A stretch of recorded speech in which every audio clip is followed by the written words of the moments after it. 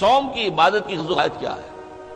یا ایھا الذین آمنوا کتب علیکم الصیام کما کتب علی الذین من قبلکم لعلکم تتقون، اے ایمان والو تم پر بھی روزہ فرض کیا گیا ہے جیسے کہ تم سے پہلے لوگوں پر کیا گیا تھا تاکہ تمہارے اندر تقویٰ پیدا ہو جائے۔ تقویٰ کسے کہتے ہیں؟ لفظی معنی ہے بچنا، گناہ سے بچنا، حرام کام سے بچنا، حرام چیز کھانے سے بچنا، حرام خوری سے بچنا، حرام کاری سے بچنا، یہ بچنا۔ وقا یقی کے معنی ہے بچانا، وقنا عذاب النار، ہم دعا مانگتے ہیں اے اللہ ہمیں آگ کے عذاب سے بچا لے۔ تو وقا یقی بچانا، اتقا یتقی بچنا، خود بچنا، تاکہ تم بچ سکو، تمہارے اندر تقویٰ پیدا ہو جائے، تم اللہ کی نافرمانی سے بچو، گناہوں کے ارتکاب سے بچو، حرام خوری سے بچو، اس لیے تمہارے اوپر روزہ فرض کیا گیا۔ اب اس کی حکمت کو سمجھیے۔ دیکھیے ایک ہے ہماری خودی، ہماری انا۔ جب میں کہتا ہوں میں، تو میں سے مراد کیا ہے؟ یہ ہاتھ میرا ہے، یہ پاؤں میرے ہیں، یہ آنکھیں میری ہیں، یہ سر میرا ہے، یہ جسم، میں کون ہوں؟ میں کی حقیقت ذرا مختلف ہے، انا، خودی، سیلف۔ ایک ہے ہمارا حیوانی وجود، اس حیوانی وجود میں وہی سارے تقاضے موجود ہیں جو حیوانات کے اندر ہیں۔ ہر حیوان کھانا جو ہے اسے چاہیے، انسان کو بھی چاہیے۔ ہر حیوان میں نسل کشی کے لیے شہوت کا مادہ ہے، ہمارے اندر بھی ہے۔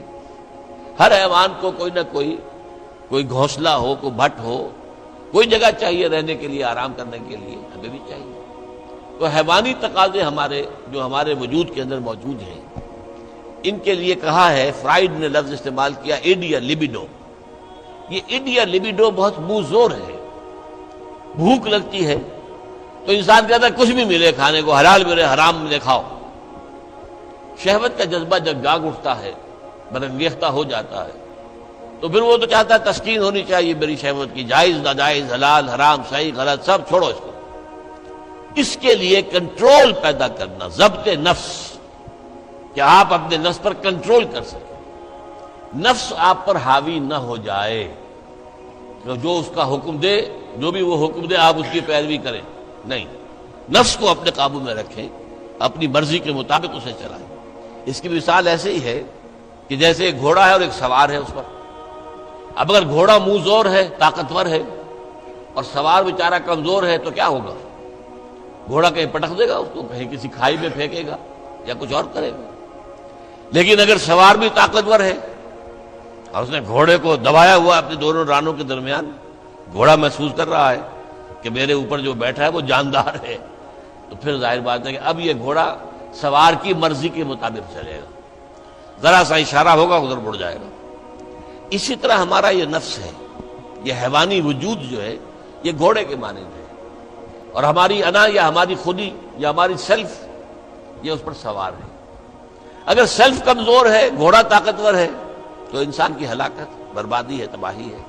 نفس حاکم ہو گیا، نفس سے ہمارا کہ ہم غلام بن گئے، تباہی اور بربادی ہوگی۔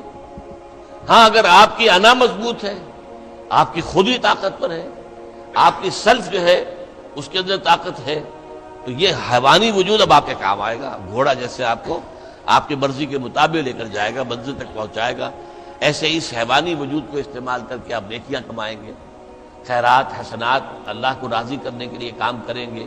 اس ہاتھ کو اسی کام کے لیے استعمال کریں گے، ان ٹانگوں کو اسی کام کے لیے استعمال کریں گے، اس زبان کو اسی کام کے لیے استعمال کریں گے۔ تو یہ ہے اگر آپ کا کنٹرول نفس پر ہے، اس کا نام ہے ضبط نفس۔ اور یہاں میں تھوڑا سا اشارہ کر دوں کہ ایک اور لفظ بھی آتا ہے، نفس کشی، نفس کو مار دینا۔ انگریزی میں اس کے لیے لفظ ہے سیلف اینیہیلیشن۔ ایک ضبط نفس ہے، سیلف کنٹرول، ایک نفس کشی ہے، سیلف اینیہیلیشن۔ یہ سیلف اینیہیلیشن اسلام میں پسندیدہ نہیں ہے۔ نفس کو کچلو مت، گھوڑے کو مارو نہیں، یہ تو کام کی شے ہے، بس گھوڑے پر قوت حاصل کرو، گھوڑے کو اپنے کنٹرول میں رکھو، ورنہ نفس کا بھی حق ہے۔ گھوڑے کو بھی دانا پانی ڈالتے ہو کہ نہیں؟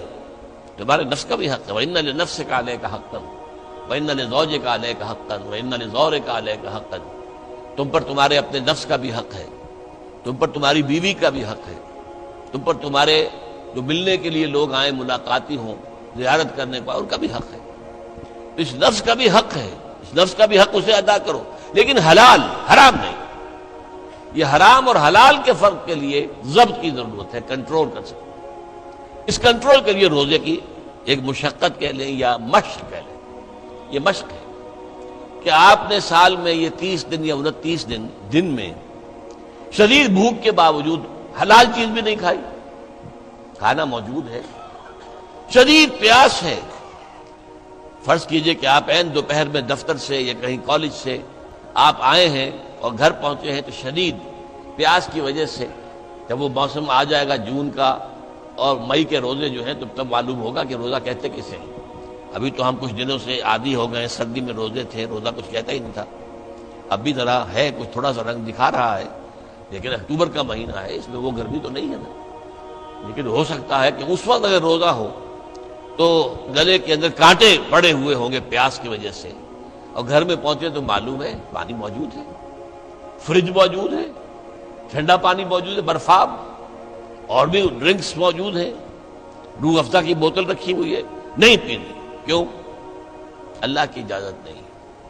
یہ مشق آپ 30 دن کریں گے تو اس سے توقع ہے کہ آپ کے اندر یہ صلاحیت پیدا ہو جائے کہ بقیہ 11 مہینے حرام تو نہ کھائیں، ایک مہینے حلال بھی نہیں کھایا اللہ کے حکم کی وجہ سے، تو حرام اللہ نے کیا ہے نا، اللہ کا حکم ہے۔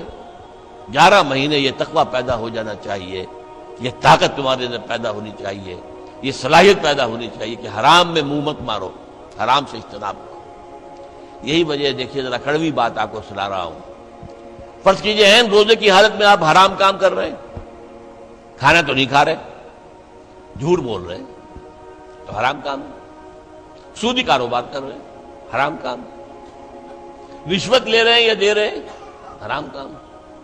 عین روزے میں اگر یہ کام ہو رہا ہے تو پھر یہ روزہ بے معنی ہے۔ صرف کھانا پینا چھوڑ دیا تم نے، روزہ تو نہیں رکھا، یہ روزہ تو نہیں۔ حضور کی 2 حدیثیں آپ کو سنا رہا ہوں۔ من لم یدع قول الزور والعمل به، جس شخص نے جھوٹ بولنا اور جھوٹ پر عمل کرنا نہیں چھوڑا، فلیس للہ حاجۃ ان یدع طعامہ وشرابہ، تو اللہ کو کوئی ضرورت نہیں ہے کہ وہ کھانا پینا چھوڑ دے۔ جھوٹ بولنا نہیں چھوڑا عین حالت صوم میں، تو یہ صوم نہیں ہے، فاقہ ہے۔ تم نے کھانا پینا چھوڑ دیا، بس روزہ نہیں۔ نہ اس میں روزے کی حکمت پوری ہوگی، نہ روزے کی غرض و غایت پوری ہوگی، نہ روزے کی برکات، روزے کے انوار اس سے پیدا ہوں گے، بلکہ بس یہ ہے کہ آپ نے دن بھر میں فاقہ رکھا ہے، اللہ اللہ خیر صلی اللہ۔ اس طرح ایک اور حدیث میں آتا ہے، کم من صائم لیس من صیامہ الا الجوع، کتنے ہی روزہ رکھنے والے ایسے ہیں جنہیں اپنے روزے سے سوائے بھوک کے اور کچھ حاصل نہیں، بھوکا رہا، بس منہ بند کیے رکھا، باقی روزہ نہیں تھا وہ۔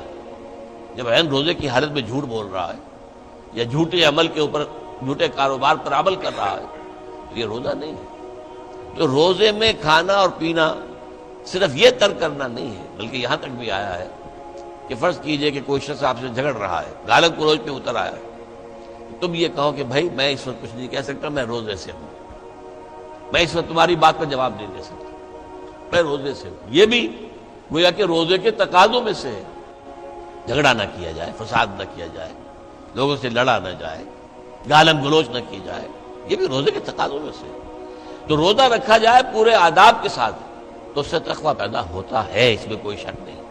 تو یہ ہے گویا کہ اولین سطح پر روزے کی حکمت، یا ایھا الذین آمنوا کتب علیکم الصیام کما کتب علی الذین من قبلکم لعلکم تتقون۔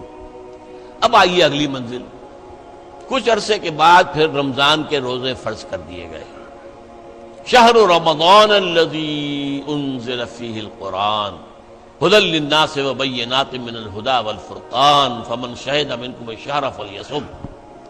رمضان کا مبارک مہینہ وہ ہے جس میں قرآن نازل ہوا، اور قرآن کیا ہے؟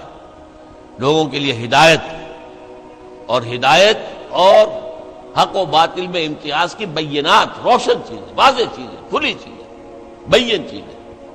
تو جو کوئی بھی تم میں سے پائے اس مہینے کو، نہ مریض ہو نہ بیمار ہو، موجود رہے اپنے گھر میں، فلیصم، تو لازم ہے اس پر کہ روزہ رکھے۔